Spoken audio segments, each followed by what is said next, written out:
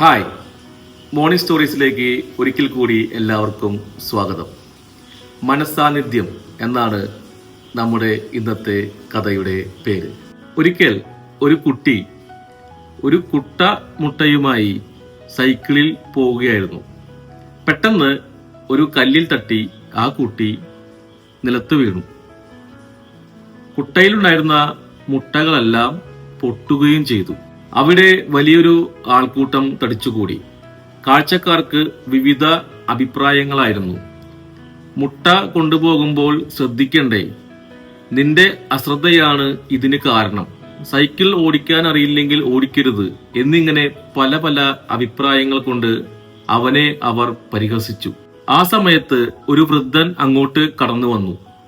വൃദ്ധൻ പറഞ്ഞു, പാവം കുട്ടി, ഇനി അവൻ കട ഉടമയോട് എന്തു പറയും? മുട്ടയെല്ലാം പൊട്ടിയില്ലേ? ഞാൻ ആ കുട്ടിയെ സഹായിക്കാൻ പോകുന്നു. എന്നിട്ട് ആ വൃദ്ധൻ ഒരു 10 രൂപ എടുത്ത് കുട്ടിക്ക് കൊടുത്തു. ഇവിടെ തടിച്ചു കൂടിയിട്ടുള്ള എല്ലാവരും നിന്നെ സഹായിക്കും. അവർ നല്ല ആളുകളാണ്. അവർക്ക് ഉപദേശിക്കാനും പരിഹസിക്കാനും മാത്രമല്ല, സഹായിക്കാനുമുള്ള മനസ്സുണ്ട്. നീ അവരുടെ സഹായം സ്വീകരിക്കണം. അത്രയും പറഞ്ഞുകൊണ്ട് വൃദ്ധൻ നടന്നകന്നു. വൃദ്ധന്റെ വാക്കുകൾ കേട്ട അവിടെ കൂടിയ ആളുകൾ പതിയെ പതിയെ അവനെ സഹായിക്കാനായി മുന്നോട്ട് വന്നു. മുട്ട അതിനേക്കാൾ കൂടുതൽ പണം അവന് ലഭിച്ചു. അവൻ സന്തോഷവാനായി.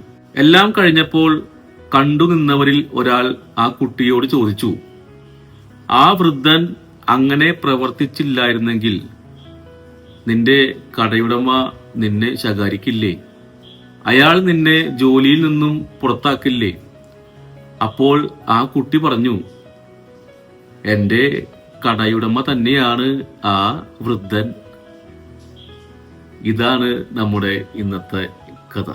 എന്തെങ്കിലും സംഭവിക്കുമ്പോൾ മനസാന്നിധ്യം കൊണ്ട് പുതിയ വഴികൾ കണ്ടെത്തേണ്ടവരാണ് സംരംഭകർ എന്നാണ് നമ്മെ ഈ കഥ പഠിപ്പിക്കുന്നത്.